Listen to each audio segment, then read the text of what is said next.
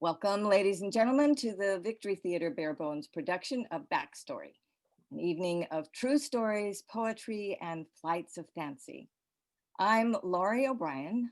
I am your host, and tonight's theme is William Shakespeare's All Well That Ends Well, a play that we chose last year purely for the words in the title, because Carl, Adele, and I are optimists. Phew, kind of. I mean, it has ended, hasn't it? Or it will end, won't it? And well, right? But just to be sure, we also chose last year the theme for January 17th, Get Out. Just saying.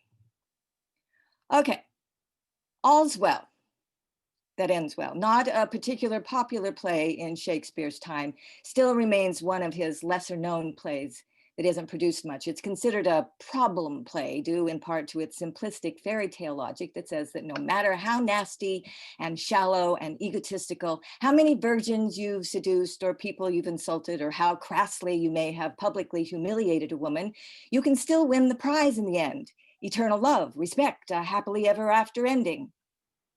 Somehow that just doesn't seem realistic, does it? I mean, people don't really love and adore someone with an unsavory character, and no matter what they say or do, just stick with them, do they? Okay, all right, so I'm getting ahead of myself. I'm supposed to do the plot, right? Helena, a low-born ward of a countess, is in love with the countess's son, Bertram, who she's grown up with, but he just barely acknowledges her. But when Bertram goes off to serve in the court of the French king, Helena, extremely melancholy, follows Bertram to Paris, and she offers to cure the king, who is supposedly on his deathbed. The king says, okay, but if I die, you're gonna have to die too. And Helena says, okay, but if I cure you, I get to choose a husband from all of your unmarried courtiers, okay? Okay. So the king is completely cured in 2 days. Hooray! And so he gathers all his young nobles, and Helena naturally chooses Bertram, but Bertram says, oh, no, no, no, not on your life.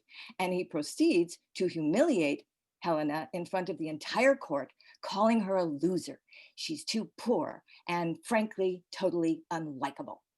He says he's really glad that the king got well, although it's probably a hoax, but no, not gonna do it.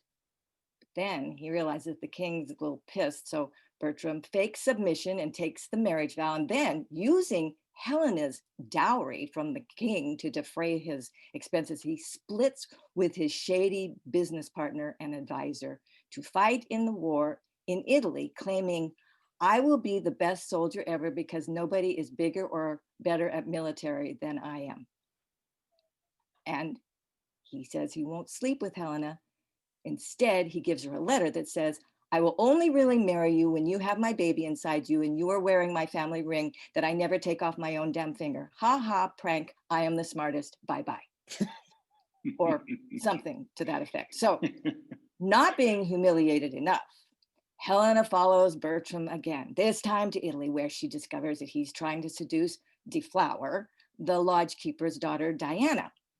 So Helena befriends Diana, and together they trick Bertram into sleeping with Helena. See, Diana invites Bertram to her bed chamber at midnight, where they do the old switcheroo in the dark so that Bertram thinks he's with Diana, but instead of plucking this delicious virgin fruit of Diana, he impregnates Helena and gives her that ring from his finger. Afterwards, Helena walks around muttering to herself and anyone who will listen that all is well, that ends well. And I'm just really wondering who she's trying to convince. But anyway, okay, I'm just going to jump to the end here because, it's just what happens at the end when Bertram is told the truth that it wasn't Diana he screwed, that the baby is in Helena's belly, that the ring is on her finger. He is inexplicably not angry.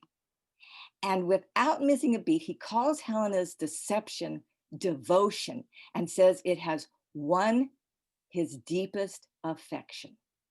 And Helena says, yippee. And she adds that if you change your mind, you can divorce me. And so all is well. Really? That's a healthy ending. You know what?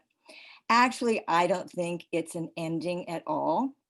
It is just the beginning. I mean, Bertram and Helena have their work cut out for them. I mean, even if Helena had called Bertram out on his sudden turn of heart, and the king, disgusted by all of Bertram's behavior and character, had banned him to Russia, and Helena had opened a free clinic for all the people in the world and cured all the diseases, it still would not be an end to the matter. We say, end of an era, end of the day, the end of life, the end times. The end of the universe is supposed to happen in 400 billion years. People are wondering, will it freeze, burn, rip, crunch, or slurp itself into oblivion? But there is also life everlasting, the cycle of life, world without end. What comes around goes around, because the end is never really the end. It's always the beginning of something new.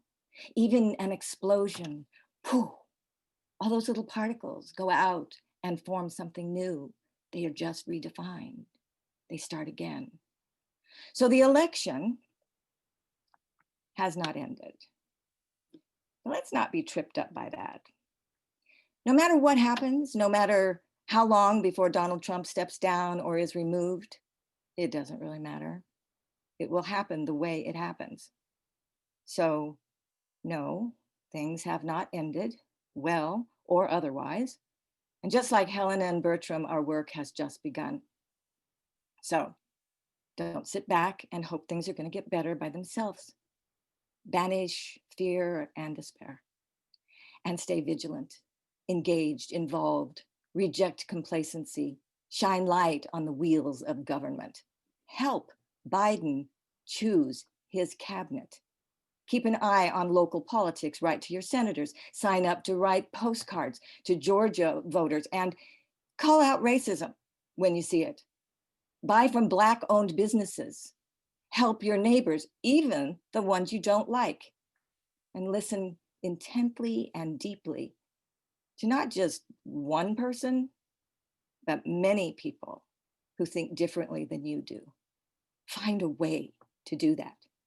Make it your responsibility to bridge the divide. There's a saying that I have on a card in my art studio. Everything will be okay in the end. If it's not okay, it's not the end. So persevere. And for God's sake, use less plastic.